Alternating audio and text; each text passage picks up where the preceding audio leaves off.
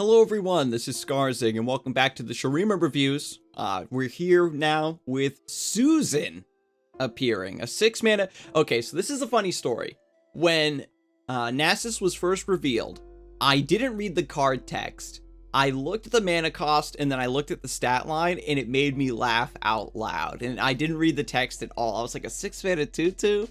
And I think it's just natural for me when I see a card for the first time to look at the stats and the mana as like a baseline for evaluating it. So I just thought it was like such a funny disparity between the mana cost and the stats. But when we actually fill in the rest of the picture by reading the text, we see that Nasus has Fearsome, and I have +1/+1 for each unit you've slain this game. And slain simply means that an enemy unit has died due to something that you did. Either it be it's an enemy or friendly unit. So that can just be a spell like Glimpse Beyond, where you're sacrificing a unit to clear it using an ability like Blighted Caretaker or Cursed Keep or Ravenous Butcher. Also counts for a slay. Just attacking and killing enemy units will count as slays. And just your natural removal spells like Withering Wail, Vile Feast, etc. are also slain units. Nasus right now is being compared to They Who Endure, and the scaling is maybe a little similar, right? You are in an aggressive style Shadow Isles deck where you're doing your turn 1 Bark Beast, turn 2 Cursed Keeper Ravenous Butcher, or turn 2 Cursed Keeper and a Blighted Caretaker. You're still churning through a lot of units, and as long as your opponent's trying to defend themselves and is playing bodies to the board and, attacking and defending themselves, and you're getting those trades, so you're still slaying enemy units. Comparing Nasus to They Who Endure is a bit tricky, I think. I've always evaluated They Who Endure to be anywhere between a 9/9 or a 12/12 on a good day, and Nasus, sort of cutting the potential effects of it in half is going to be tough. It's because the thing with They Who Endure is that the 2 or 3 points that you get from your opponent using a removal spell or attacking in on your stuff in value trading where you're defending and then their thing doesn't die, that means that you're still having a death on your side that doesn't count as being slain for Nasus, whereas it would count for a tick of They Who Endure. And it will remain to be seen how many kills for They Who Endure actually were just things dying to removal or to value trades or ephemeral units that just pop without really doing anything. So Nasus, I don't think, is going to be scaling as hard as They Who Endure. The other thing with Nasus as well is that he doesn't have Overwhelm.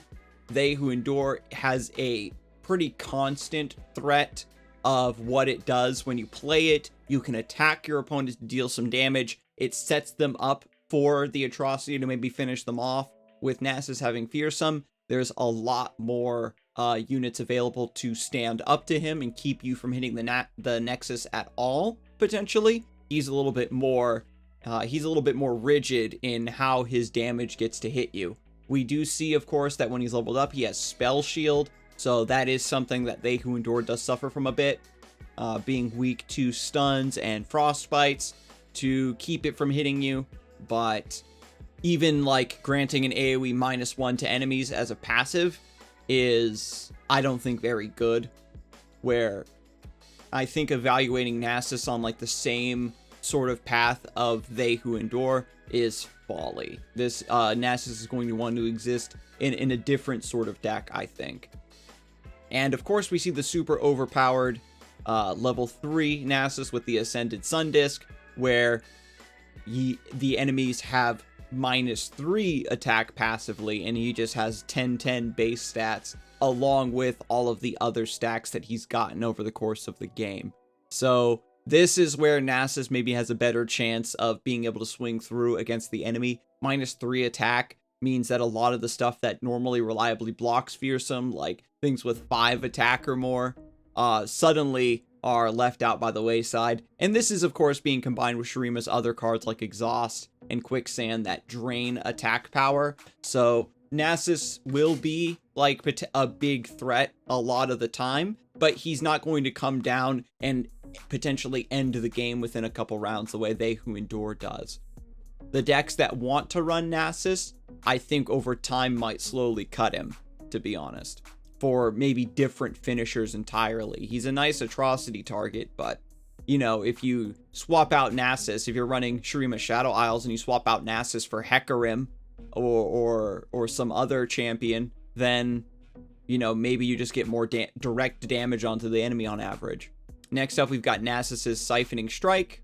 An ally strikes a unit. If it dies, grant allied champions everywhere +2/+2. Create a Nasus in your deck. This is a pretty exciting card, I'll admit. It is a one-sided strike, so the unit is not going to be taking any strike back damage. We've seen, you know, Concerted Strike and Wild Claws kind of do a little bit of work. Wild Claws not so much, because it really only gets value if you have Overwhelm. But having that one-sided strike that has a long-term payoff for your deck is great. The issue is that even though you're buffing your champions, the champions are only 6 cards out of the 40 in your deck. And so it remains to be seen if it'll be worth it to get a champion set up and then Siphoning Strike. You could see this being run if there's some kind of cheesy, maybe Fiora, Mono Fiora Shurima deck, then Siphoning Strike to like hit specific champions. Again, I talked about it a little bit with Xenotype Researchers / Golden Ambassador, where you're building your deck to specifically stack a bunch of stats onto your champions or specific units, and then you play like this big thing, which could be kind of fun. Next up is Basai Reaper, a 1-mana 1/2 with Fearsome. When you slay a unit, grant me +1 attack. We get another scaling unit, this time for Shurima. This is going to be pretty nice, right? Because in the early game, Fearsome is very valuable. You're going to get like a couple hits of chip damage in with Basai Reaper. As the game naturally goes on and things are being traded into, this will just scale up.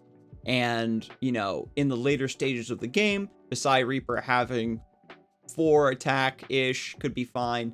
The buff doesn't carry over, of course, so if you don't play this early and get it and start getting it scaled up, it'll feel a little bit bad. But every 1-drop, of course, should fall off in the later stages of the game. And the longer the game goes on, the bigger a threat this becomes, and the more your opponent has to worry about not having a Fearsome blocker. If they're forced to use all of their other blockers to survive against your other attacks, then suddenly Basai Reaper becomes this huge threat that they won't be able to deal with. So again, at the very least, this is a pretty decent 1-drop for Shurima. The Blade Squire that we saw in Noxus was a 1/2 that didn't see play. Because typically having something with a last breath but a kind of a tankier stat line is a bit bad, where you need it to kind of die very quickly. But Basai Reaper having a defensive stat line on a unit that scales up is a lot better. Next up, we've got Rampaging Basai, 5 mana, 4/6 with Overwhelm. When you play it, if you've slain 4 or more units this game, an enemy and I strike each other. So this, again, this symbol here means that it does go on the stack. It is reactable. We see the skill here, Basai Rampage. But you aren't really realistically going to be able to have met this condition on curve. The same way you have Spell Thief in the early game, there usually isn't a lot of spells being cast in the super early stages of the game. And in the early stages of the game, especially against a deck that maybe is passing a lot to bank their spell mana, playing defensively with just removal spells in the early game, meeting that condition for Rampaging Basai is going to be difficult. In, you know, those worlds where it's too, like, aggressive, mid-rangey type decks, and it's just that early game high trading bloodbath, you maybe will hit this, but it's going to be very, very, very matchup dependent on whether you're able to get this effect from Rampaging Basai. And so that means that the 5 mana 4/6 with Overwhelm stat line needs to be a huge carry for this to be worth it, where you don't necessarily mind playing this if you don't get this effect. And then you might get baited into having 3 out of the 4 enemies slain, and even though you could play the Basai as a 5 mana 4/6, you're just really hoping for, you know, for that last slay to go through, and then you can use this effect for some tempo. In the later stages of the game, Rampaging Basai becomes quite strong, perhaps. With 6 HP, it's going to be able to survive against a lot of what you're going to be using it against. And notably, the 4 attack can one-shot, like Renekton, for example. Or the 4 HP, the 4 damage is going to be very relevant for killing a lot of these backline units. Next up, we've got Sanctum Conservator, an 8 mana 8/5 with Fearsome. It's on playability, again, reactable. If you've slain 13 or more units this game, kill all enemy followers, then summon a copy of me. So they made it reactable so that way you can use Deny on it. You can use an ability to kill. You can use a spell or something to kill the Sanctum Conservator so it doesn't duplicate itself. But if I'm not mistaken, you'll still get the enemy board wipe ability to kill all enemy followers. This is sort of the card that is the finisher for slay focused decks, I think, right? You want normally Nasus to come down, but he's just 1 unit with kind of big fearsome stats. Having 2 is going to be a lot more threatening because you can stun a single target like Nasus. As long as you can have enough buffs to buff up a unit, then you can defend against Nasus. But being forced to do that for 2 separate threats is going to be a lot more difficult. And in a world where you trade into your opponent's board, trade away one of their decently statted units, and then 2 hit their Nexus for 8 potentially, then that just kind of puts your opponent on the back foot of maybe having an 8/5 and an 8/2 or an 8/1 in play that they need to deal with, or just they traded 1 for 1 into your other unit, and then Sanctum Conservator still is an 8/5 in play. And mind you, their followers have been wiped, so they're going to need to play another like 3/3 at the very least in order to block you or trade away a champion. I think that Sanctum Conservator, when it does go off, is going to be very, very backbreaking for the opponent. The math is going to need to be done on how quickly one can realistically meet this requirement. 13 or more units. Back when Maokai came out, we did some, and like the deep mechanic came out, Chat and I did some very quick and dirty like napkin math about how quickly that your Maokai would be flipped and stuff like that. And we came up with like round 7, round 8, and that ended up being pretty reliable about when decks that are built around that mechanic actually do get deep. And so a lot more math would need to be done with Sanctum Conservator, specifically because slaying things is potentially slightly more difficult. In a removal focused deck, you can wipe your opponent's board repeatedly, but your opponent isn't going to necessarily summon 13 units. Of course, there's worlds where your opponent's flooding the board and they're playing like House Spider. Like against discard aggro, there's probably a lot more token cards being summoned that will feed your Sanctum Conservator. But in aggressive decks like that, if you don't have removal, then you're trading your own board away. So then your friendlies, again, aren't being counted for the slain bonus.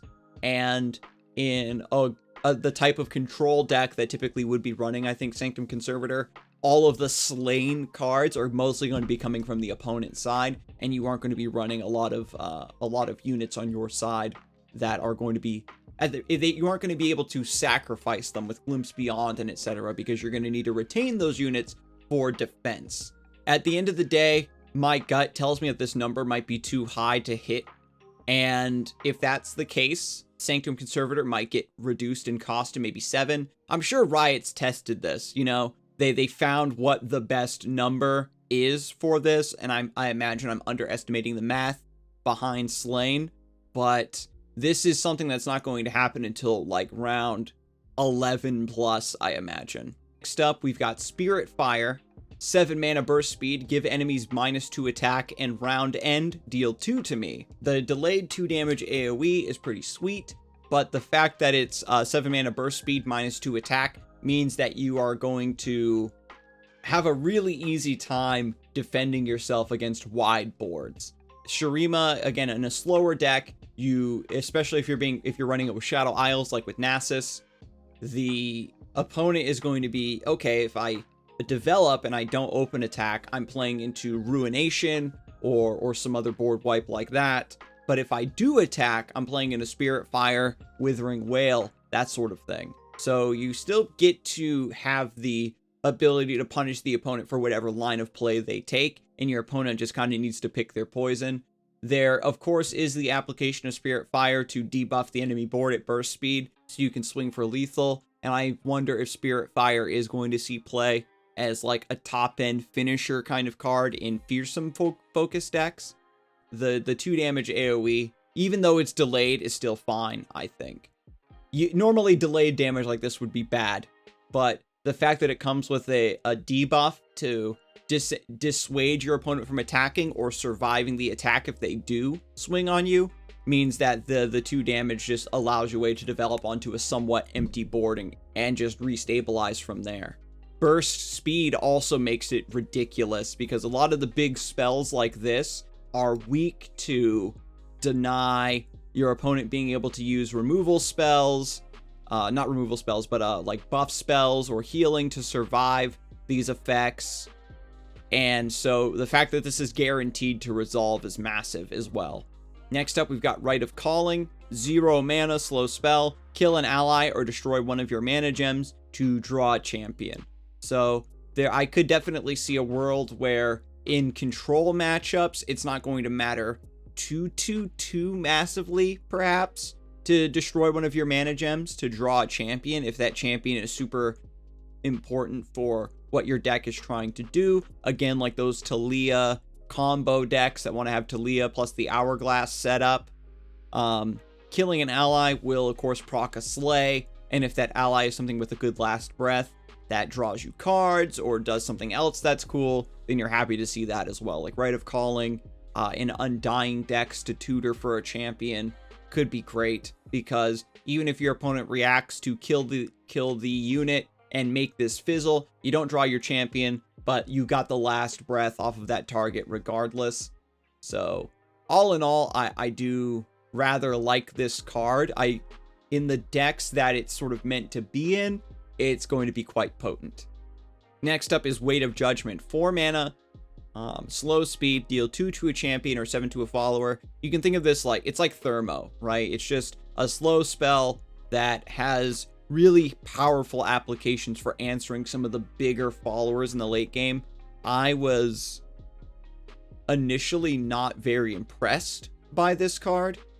It only deals 2 to champions, and I feel like a lot of decks like use very powerful followers in the late game, but in the mid game, the early mid game, are more reliant on champions to kind of do their dirty work. So Weight of Judgment only dealing 2 damage is going to be a lot weaker in responding to threats of that nature.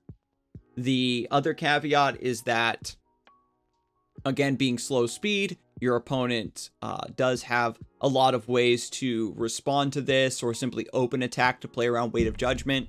Overall, this is a very, very decent card for Shurima. The same way like Sunburst gave Targon a way to deal heavy amounts of damage to remove specific things from the board, Weight of Judgment provides that same utility. I'm still not entirely convinced that this card is going to remain in decks, or if it's only going to see play in the really, really heavy control decks. Basically, the style of deck that would want Thermo Beam would run Weight of Judgment. Again, not having that extra utility of being able to deal with champions means that certain decks kind of get to ignore you for a bit and maybe get set up in a way you wouldn't want them to. Finally, we have Ruinous Path, 2 mana slow speed, draw 1 card. If you've slain a unit this round, drain 2 from the enemy nexus. It's got some decent utility, you know, just draws a card, gives you a little bit of sustain, deals some damage to the enemy is fine, even if this was just heal 2 and not drain 2. I think it's perfectly acceptable. Casting these post-combat is great. Like, you swing in, you get that slay, then you just draw some cards, refuel, take some damage. If your opponent attacks you with a wide board, as long as you're able to trade into one of their units, it will still count for the slay, and then you sort of top yourself off at the end of the round and reload and fish through the deck. Ruinous Path, it doesn't seem like much on the surface, but when you're dealing damage to the enemy and also healing yourself, that gives it a little bit more of a boost, especially in the later stages of the game where you might be struggling to get that last little bit of damage. You know, the 4 or 6 damage you got off of Ruinous Paths over the course of the game, or as a finisher, do indeed go a long way. So that is it for Susan. We are just trucking through, trying to catch up with Shurima reveals. Hopefully you've been enjoying it. Let me know if you disagree with some of the evaluations that I've been doing over the course of these videos with Shurima, and what champion you are looking most forward to. And I will see you in the next one.